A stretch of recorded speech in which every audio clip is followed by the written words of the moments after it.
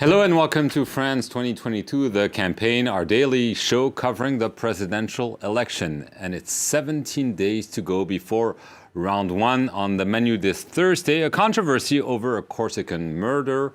The Green candidates takes on big oil, and the far left wants the rich to pay more. Here's the recap of the day with Jolie Sitbon. It's a funeral procession that stirs controversy. The man in the coffin, Ivan Colonna, a Corsican activist, was murdered in prison by an Islamist inmate. But Colonna had murdered the top state official on the island back in the 90s. So emotional tributes have raised anger. Franchement, les drapeaux en berne, là, je crois que c'est quelque chose d'extrêmement choquant. Events in Corsica have shocked Yannick Jadot, but it's his attacks on Total which have made headlines. The Green candidate said the oil maker was an accomplice of Russia. Total slapped him with a legal complaint. On a toujours eu les menaces des lobbies. Ça n'a jamais cessé. Ces lobbies qui dirigent le pays, ça suffit. For far-left candidate Nathalie Arthaud, in Ukraine there is no all-good and heroic bloc on one side and an all-evil bloc on the other. Je renvoie dos à dos Poutine et Biden. Je ne marche pas dans cette caricature-là qui présente en gros le camp occidental comme les bienfaiteurs de l'humanité. Mais où? Dites-moi où?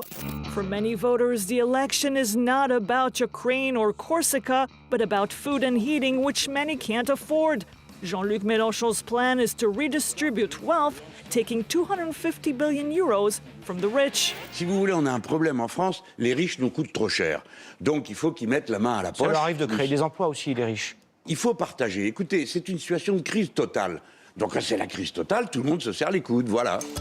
These pensioners couldn't agree more. The Emmanuel Macron government decided pensions would not grow with inflation. Those retiring have called on candidates to revise that policy. Former Prime Minister Edouard Philippe has admitted not everything done under Macron was good. Ça n'existe pas, les bilans parfaits. Philippe wasn't as eulogistic as government officials campaigning on behalf of the president. That's all from the campaign trail. Until we meet again. OK, well, let's take a look and see how the candidates are doing in the polls. Mark, another day, another IFOP survey. Yes, you have those rolling surveys every 24 hours. And Emmanuel Macron, the incumbent, still riding high, 28.5%. Marine Le Pen, the far-right candidate, is now at 20%. She has momentum. So does, but less, obviously, Jean-Luc Mélenchon on the far left, 14%. Marine Le Pen is benefiting from a plunge, let's call it this way, from her rival on the far right, Éric Zemmour, 11.5%. He's neck and neck with the conservative candidate Valérie Pécresse, also 11.5%. In the second round, if it's a rematch of 2017, Emmanuel Macron would win against Marine Le Pen, 54% versus 46. In 2017, it was 64 versus 36, so the race is indeed tightening. Absolutely. And of course, the war in Ukraine has overtaken the campaign. But so too is something else. The pandemic is rearing its head again, and cases seem to be on the rise once again, Mark. Yes, and as one could expect, one of the candidates tested positive for COVID. The conservative candidate who's already been struggling in the polls, Valérie Pécresse, she was supposed to appear on the prime time TV show tonight. She will appear, but only virtually. And the presidential slash candidate, Emmanuel Macron, was forced to say that the mask mandates, which were abandoned just a few days ago, might be brought back if the situation continues to worsen. OK, well, let's welcome now to the studio our campaign commentator, Angela Diffley. Welcome to you. Hi. Angela, still over 2 weeks to go. How is this campaign? Weird, really weird. We were warning, and everyone was fearing a vicious, nasty, really polarizing campaign. Eric Zemmour, one of the candidates on the far right, has succeeded in imposing a debate which resonated with the public. Polls showed about immigration, illegal immigration, whether France's culture, traditions, liberty were under threat from Islamism, and these things appeared to be resonating, and we all were set for a very, very bitter campaign. Then COVID surfaced again over Christmas, and that dampened things down a bit. And then since the war in Ukraine, everything has completely changed. Voters' priorities appear to have completely changed.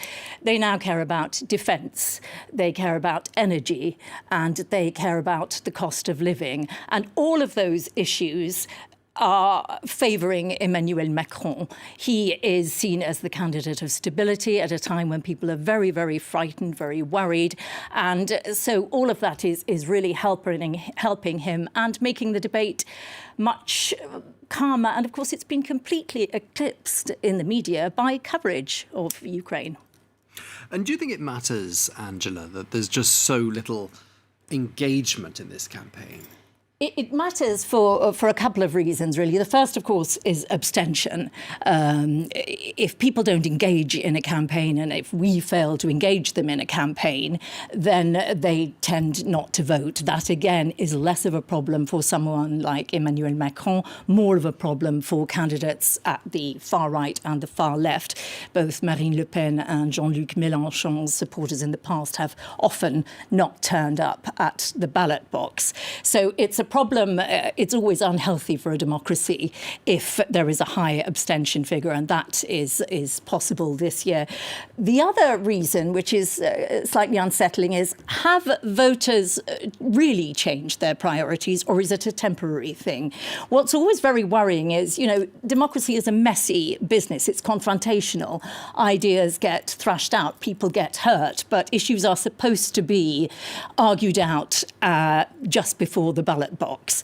If they don't, and if voters' priorities have only temporarily changed and these very polarizing issues then resurface, they will resurface on the street. And that, again, is always a very worrying thing for democracy. So those are two reasons. The other thing is, we'll see. We still have plenty of time left. Maybe things will change. And often things hot up between the two in the two final weeks between the two rounds. It's odd to be saying that an uneventful campaign is a bad thing, but in some ways it would be good if, a little scandal, a bit of humour, a candidate slipping up, something like that. Nothing too awful, but something which would ignite this campaign, might get people engaged a bit more. So you want a more spicy campaign, Angela, we can see that.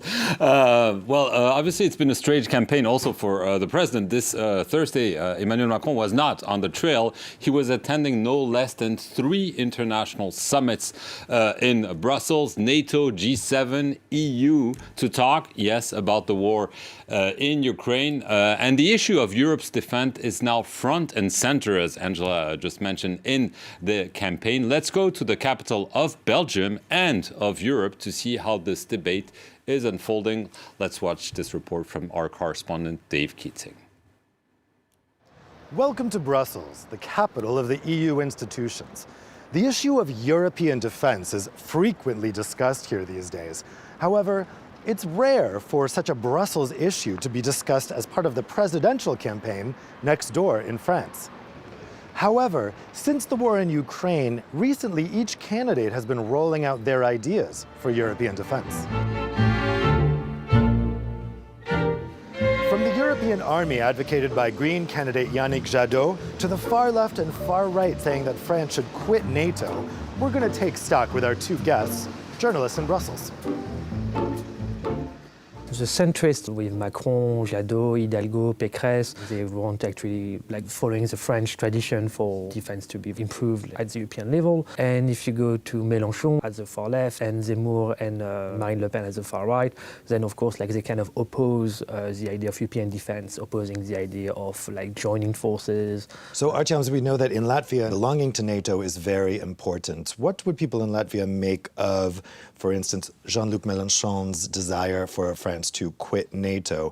I think anything that weakens NATO would not be welcomed by the majority of the Latvian society. Having said that, it is not in a direct contradiction towards the idea of having a stronger European part of it. It's just the names that are being used are different. You know, French like to have big grand titles. For instance, one of them being that you need to have a more strategically independent Europe, while Latvians would rather say that we, by doing that, are strengthening the European component of NATO. Quentin, when we're looking at the different ideas that French candidates are talking about, do you think those ideas are actually feasible? If you take a look at what Éric Zemmour was saying, okay, on day one, I'm going to leave NATO. Right now, he backtracked from those comments. The only one who is saying still NATO is useless, and I quote, is far left candidate Jean-Luc Mélenchon. However, in the past week, since the Ukraine war started, like it seems he's giving himself a bit of a leeway on when this exit of France will happen. He talked about what we call some non-alignment islands of countries, but we still don't know which countries will be interested to join this alliance. As much as these European defense issues have become part of the French campaign, the reality is they can't happen unless there's consensus among all 27 EU member states. And on these subjects, opinions diverge almost as much as among French candidates. Dave Keating there in Brussels. So that's it. Thank you very much indeed to you, Mark Perelman. Thanks to you as well, Angela Diffley. That's it for today's edition of France 2022, The Campaign. We'll be back tomorrow at 8:15 Paris time here on France 24.